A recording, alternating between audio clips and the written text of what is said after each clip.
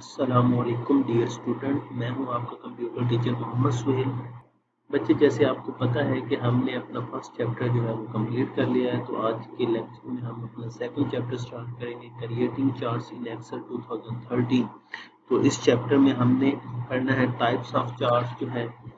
उसके बाद हमने ये देखना है कि जो उसके चार्ट्स के डिफरेंट कंपोनेंट हैं। उसके अलावा हमने इसमें ये भी देखेंगे कि चार्ट्स जो है एक्सेल में क्रिएट कैसे करते हैं। तो चलते हैं, देखते हैं कि आज के लेक्चर में हमने क्या पढ़ना है। सबसे पहले हम इसमें देखेंगे आज के टॉपिक में कि चार्ट होता क्या है, फिर हम उसके कुछ डिफरेंट टाइप्स जो हैं वो देखेंगे, जिसमें लाइन चार्ट आता है, उसके बाद कॉलम चार्ट आता है, उसके बाद 3D stack column chart, bar chart, उसके बाद scatter chart, pie chart, donut chart, area chart, radar chart, 3D chart. ये सारी जो डिफरेंट टाइप्स हैं चार्ट्स की, ये हम आज देखेंगे। तो सबसे पहले हम देखते हैं कि चार्ट क्या होता है। जो डाटा की पिक्टोरियल रिप्रेजेंटेशन है उसको हम चार्ट कहते हैं। चूंकि बच्चों हमें पता है कि अगर बहुत सारा डाटा हो तो इंसान के लिए एक टाइम में उसको समझना बहुत मुश्किल होता है। तो अगर इंसान में ये सलाहियत है कि वो पिक्चर्स को देख ले तो उसको इजीली अंडरस्टैंड कर लेता है। तो अगर हम डाटा को पिक्चर्स की फॉर्म में रिप्रेजेंट करें तो इसको हम चार्ट कहते हैं। तो इसी तरह असल में चार्ट का मकसद ये होता है कि हम उस चीज़ को इजीली अंडरस्टैंड कर सकें। अब ये जो एक्सेल है ये चार्ट्स की डिफरेंट जो टाइप है उनको सपोर्ट करता है। हम क्या करते हैं कि चार्ट्स में जो एक्सेल में वर्कशीट है उसमें हम क्या करते हैं, अपना डाटा टेबुलर फॉर्म में एंटर करते हैं और उससे हम चार्ट क्रिएट कर सकते हैं। अब बच्चे, ये जो टेबुलर फॉर्म में हम डाटा एंटर करते हैं ये और जो चार्ट हम इससे क्रिएट करते हैं ये आपस में क्योंकि लिंक होते हैं, अगर हमने डाटा में कुछ चेंज करें तो वो जो चार्ट हम बनाते हैं वो ऑटोमेटिकली चेंज हो जाता है। टाइप्स ऑफ चार्ट हम क्या करते हैं, यहाँ पर एक एग्जांपल लेते हैं कि हमारे पास एक हम एग्जांपल लेते हैं एक कंपनी की जिसका लास्ट 5 ईयर का हमारे पास रेवेन्यू है और उसका एक्सपेंडिचर्स है। तो हम ये वाला जो डाटा है ये हम वर्कशीट में इंटर करते हैं और उससे हम चार्ट क्रिएट करके उसके एग्जांपलों को देखते हैं। हम जितने भी चार्ट की टाइप देखेंगे उसमें हम इसी डाटा को लेके स्टडी करने की कोशिश करेंगे कि वो कैसे उसको रिप्रेजेंट कर रहा है। ये कुछ टाइप जो चार्ट्स की हैं इस तरह से आपको नज़र आती हैं। ये जो लाइन चार्ट है ये इस तरह शो होता है आपको। उसके बाद ये कॉलम चार्ट इस तरह का शो होता है। ये 3D स्टैक कॉलम चार्ट ये कुछ इस तरह का हमें नज़र आता है। उसके बाद बार चार्ट है, ये इस तरह का नज़र आता है। उसके बाद ये स्कैटर्ड चार्ट की है टाइप चार्ट है। उसके बाद ये पाई चार्ट है, ये डोनट चार्ट है, एरिया चार्ट, उसके बाद रेडार चार्ट और 3D सरफेस चार्ट। ये जो टाइप है ये एक्सेल सपोर्ट करता है। तो सबसे पहली जो जिसकी चार्ट की टाइप है हम यहाँ पर देख रहे हैं वो है लाइन चार्ट। लाइन चार्ट में हम क्या करते हैं कि डाटा को ट्रेंड को हम स्टडी कर रहे होते हैं इक्वल इंटरवल बना के। जैसे अगर हम यहाँ पर देखें तो जो हॉरिजॉन्टल है एक्सेस वहाँ पर हम क्या कर रहे हैं, उसके जो है इंटरवल है और वर्टिकली जो है वहाँ उसकी वैल्यूज हैं। तो हर इंटरवल में आप देख रहे हैं कि इक्वल डिफरेंस है। जैसे फर्स्ट और सेकंड में डिफरेंस 1 का है, सेकंड और थर्ड में डिफरेंस 1 का है। तो इक्वल इंटरवल हमने बना के डाटा के ट्रेंड को स्टडी कर रहे हैं। ये जो ऊपर ब्लू वाली लाइन है ये रेवेन्यू को रिप्रेजेंट कर रही है, ये जो नीचे रेड वाला है ये एक्सपेंडिचर्स के ट्रेंड को शो करवा रहा है हमें। अब ये जो सेकंड वाला टाइप है वो है कॉलम चार्ट। कॉलम चार्ट में क्या होता है कि हम डिफरेंट आइटम्स को आपस में कंपेयर कर रहे होते हैं। जैसे ये जो फर्स्ट वाला है इसमें एक कॉलम रिप्रेजेंट कर रहा है रेवेन्यू को और दूसरा एक्सपेंडिचर्स को। जितनी हमारे पास आइटम्स होंगी उनको हम कॉलम के थ्रू रिप्रेजेंट करेंगे एज अ हॉरिजेंटली, और जो वैल्यूज हैं उनकी उनको रिप्रेजेंट करेंगे एज अ वर्टिकली। कैटेगरी को रिप्रेजेंट करेंगे हॉरिजेंटली और जो वैल्यू है उनको रिप्रेजेंट करेंगे वर्टिकली। ये जो कॉलम चार्ट है इसमें हम ज़्यादा फोकस हमारा ट्रेंड पर नहीं होता, हमें हमारा ज़्यादा फोकस होता है कि इसकी हाइट कितनी होती है कॉलम की, इसमें हाइट में हम स्टडी करते हैं।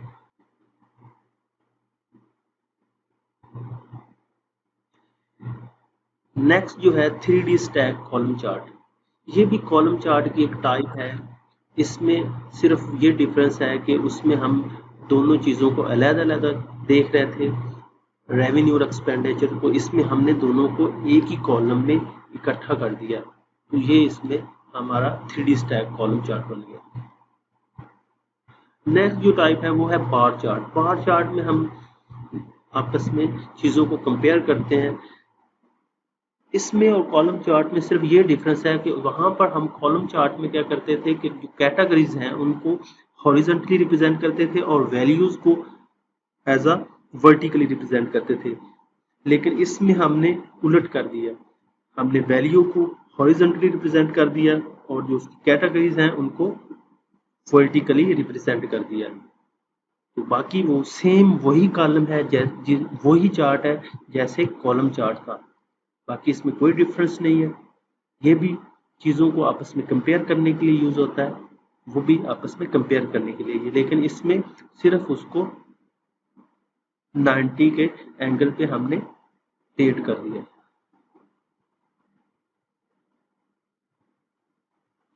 नेक्स्ट जो हमारे पास चार्ट है वो है स्कैटर्ड चार्ट। स्कैटर्ड चार्ट में हम हर डाटा की जो पॉइंट है उसको मार्कर के थ्रू, एक डॉट के थ्रू रिप्रेजेंट कर रहे होते हैं, और ये अमूमन स्कैटर्ड चार्ट हम तब यूज़ करते हैं जब हमें पता हो कि जो डाटा का ट्रेंड है वो कुछ स्पेसिफिक नहीं है, तो तब हम अमूमन स्कैटर्ड चार्ट यूज़ करते हैं। ये स्कैटर्ड चार्ट अमूमन तब यूज़फुल होता है जब हम उन चीज़ों को आपस में कंपेयर कर रहे हो जिनका आपस में रिलेशन हो, जैसे हाइट और वेट होता है, प्राइस और सेल होता है, ये चीज़ें आपस में रिलेट कर रही होती हैं, तो इनके कंपैरिजन में हम अमूमन स्कैटर्ड चार्ट यूज़ कर रहे होते हैं। और स्कैटर्ड चार्ट में ये भी है कि ये जो हॉरिजॉन्टल में इसके हम लेबल लगा रहे होते हैं, ये नंबर्स की फॉर्म में होते हैं, यहाँ पर वो टेक्स्ट की फॉर्म में नहीं होते, यहाँ पर नंबर की फॉर्म में होते हैं, और ये आप हम इसको जो स्कैटर चार्ट के जो आपस में कनेक्ट भी कर सकते हैं लाइन के थ्रू, और लाइन के बगैर भी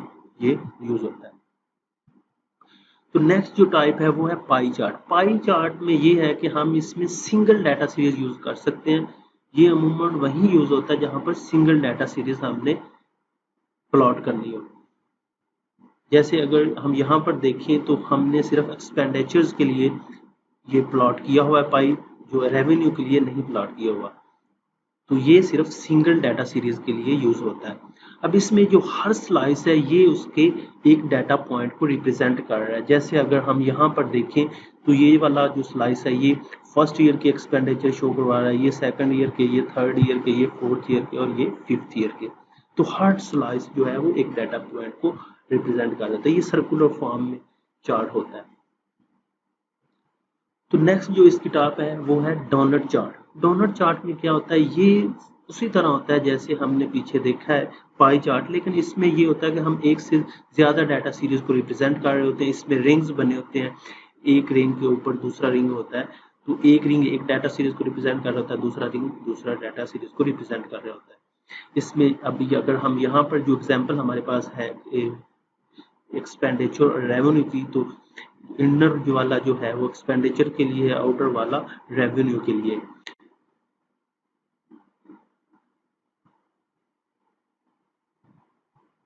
नेक्स्ट जो इसमें हमारे पास इसके चार्ट की टाइप है वो है area chart. Area chart same उसी तरह होता है जैसे लाइन चार्ट होता है, लेकिन इसमें और उसमें ये डिफरेंस है कि इसमें हम क्या करते हैं, एरिया चार्ट में जो लाइन के नीचे वाला एरिया होता है उसको हम कलर से फिल कर देते हैं। जो लाइन के नीचे वाला एरिया होता है उसको हम किसी कलर से फिल कर देते हैं। अगर हम यहाँ पर देखें, जो हमारी एग्जांपल थी उसमें रेवेन्यू एक्सपेंडिचर था, तो जो रेवेन्यू की लाइन थी उसको हमने उसके नीचे वाले जो एरिया है उसको कलर से फिल कर दिया रेड से, और ये रेवेन्यू वाले को ब्लू से फिल कर दिया। सेल्स और प्रोडक्शन वगैरह को ये रिप्रेजेंट करने के लिए यूज करते हैं। ये एक इसमें हम एक डाटा सीरीज को दूसरी के ऊपर प्लॉट करते हैं।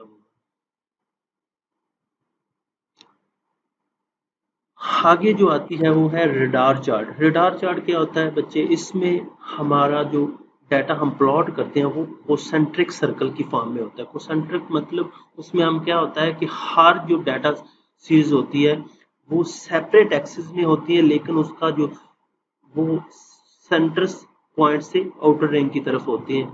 हर डाटा पॉइंट को हम प्लॉट कर सकते हैं, उनका सेंटर सेम होता है, बाकी उनके एक्सिस जो है वो डिफरेंट होते हैं। जैसे ये नीचे आपको शो हो रहा है एक्सपेंडिचर्स और रेवेन्यू के लिए इस तरह का ग्राफ बनेगा, जो हमारी एग्जांपल थी उससे।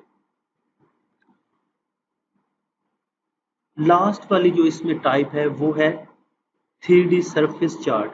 इसमें हम क्या करते हैं, हमें ये वाला चार्ट जो है ये 3 डिमेंशनल की फॉर्म में हमें डाटा शो करवाता है। जो ये जो टाइपोग्राफिक मैप होते हैं ये इसकी टाइप हो सकती हैं। ये नीचे आपको शो हो रहा है, ये 3D फॉर्म में उन्होंने एक्सपेंडिचर्स और रेवेन्यू को शो करवाया है, तो ये इस फॉर्म में होता है। इसको हम कहते हैं 3D सरफेस चार्ट। लास्ट पे बच्चों आपकी असाइनमेंट है। असाइनमेंट में आपने क्या करना है, आपने सबसे पहले जो पेज नंबर 20, 21, 22 और 23 इनको अच्छी तरह से रीड करना है, और आपने फर्स्ट जो क्वेश्चन है डिफाइन चार्ट, इसको आपने डिफाइन करना, और सेकंड वाले में आपने बताना है कि how many types of chart and define each of them. ये आपका लॉन्ग क्वेश्चन बन जाएगा, और ये चार्ट है ये आपका शॉर्ट क्वेश्चन है, इसको आपने अपनी नोटबुक पर कंप्लीट करना है। ओके बच्चे, आज का यही हमारा लेक्चर था, तो इंशाल्लाह नेक्स्ट लेक्चर में मिलते हैं। अल्लाह हाफिज़।